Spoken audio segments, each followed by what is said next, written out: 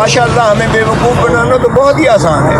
पाकिस्तान के अवाम इतने मासूम हैं, इतने मासूम हैं, इनको तो किसी तरीके से भी आप कुछ कह के भी गुमराह कर सकते हैं, और ये गुमराह करने के माशाअल्लाह मास्टर हैं। और ऐसी ऐसी अफवाहें उड़ाते हैं, इंडस्ट्री खोली हुई है, फैक्ट्री खोली हुई है, और फिर माशाअल्लाह पूरे का पूरा आपका मीडिया इस तरह से उनको दिखाता है जैसे ये पापाए रोम बादशाह सलामत तशरीफ़ ला रहे हैं और ये प्रजा को हुक्म देते हैं। आप देखें ये ऐसे करते हैं, बयानिए देते हैं। तो अगर इस किस्म के आप बयानिए दोगे तो मेरी जो बेचारी मजलूम अवाम है, जो इस कसम पुरसी के आलम में है, जिसका दो जीना हराम कर दिया है, जिसको लूट कर हमेशा धरती माँ को इस तरह किसी ने नहीं लूटा जिस तरह से शरीफ फैमिली ने लूटा है। आप ज़रा देखिएगा, पाकलैंड में दुनिया के अमीर तरीन जगह पर रह रहे हैं। दुनिया का ये अब भी कहते हैं चार्टर फ्लाइट करके आएंगे ये माशाअल्लाह, पूरी की पूरा टब्बर खानदान वहाँ जाकर जो है महीने से बैठा हुआ है। सारी की सारी पार्टी जो है माशाअल्लाह अमीर तरीन होटलों में रह रही है। ओ भाई, इनको क्या पड़ी कि अवाम बेचारी का ये हाल भी जाने कि ये किस तरह से जिंदा है, सांस कैसे ले रहे हैं इस मुल्क में, और जिंदा कैसे हैं इस मुल्क में। तो उनको क्या नवाज शरीफ साहब को पाकिस्तानी हाई कमिश्नर ने प्रोटोकॉल दिया है, और दूसरा फलस्तीन पर नवाज शरीफ ने अभी तक कोई बात नहीं की। पहली बात प्रोटोकॉल की, इससे ज़्यादा शर्मनाक बात नहीं हो सकती है। ये जुर्म है, जुर्म है। आप देखें कि 216 ताज़ी रात पाकिस्तान एक मफरूर सज़ा याफ्ता को जो है रिसीव करना, ये जुर्म है ताज़ी रात पाकिस्तान में। ओ भाई, जहाँ आपने इतने कानूनों को तहस नहस फेरी, वहाँ इसको भी तरमीम कर देना था।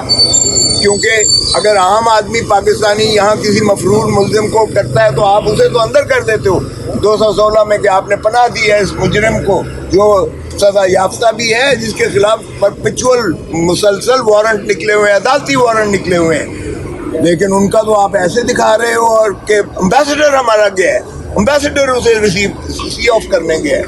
वो भाई शर्म आनी चाहिए। इसी से मतलब मकसूद ये था बताना कि हुकूमत हमारी है, इसका बताना ये मकसूद था कि ये तसलसल है PDM की हुकूमत का। उनके 4-5 वज़ीर जो हैं ये यानी नवाज शरीफ के, शरीफ बरदरान के, फवाद अहमद फवाद से लेके आज चीमा से लेके डॉक्टर साहब से लेकर, ये बताना था एम्बेसडर का वहाँ आना कि अभी भी ये जो है हुकूमत इन्हीं की है। तो इन चीज़ों से अवाम को गुमराह आप नहीं कर सकते।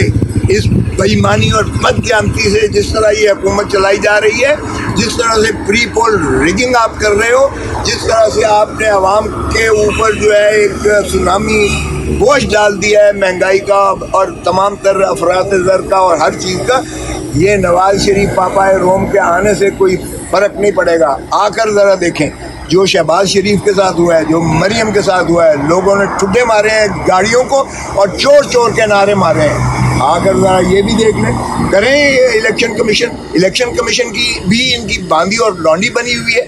क्यों नहीं ऐलान करते इलेक्शन का? करें। 90 दिन कहाँ गए? मैं सुप्रीम कोर्ट से भी विनती करता हूँ, खुदारा काजी फायज़ ईसा साहब बहुत दबंग हैं, आएँ और आइन को मुसल्लम करें, आइन को पर अमलदारी यकीनी बनाएं, 90 दिन के अंदर इलेक्शंस कराएं, केयर टेकर को केयर टेकर ना बनाएं, और केयर टेकर्स को नवाज शरीफ की जो है एक गुलाम हुकूमत ना बना के तस्वर देंगे। अगर एम्बेसडर उसको जो है सी ऑफ करने जाता है तो इसका मतलब यही है कि केयर टेकर उन्हीं की गुलामी में अभी तक वो जो है शरीफ बरदरानी हुकूमत कर रहे हैं इस मुल्क के ऊपर।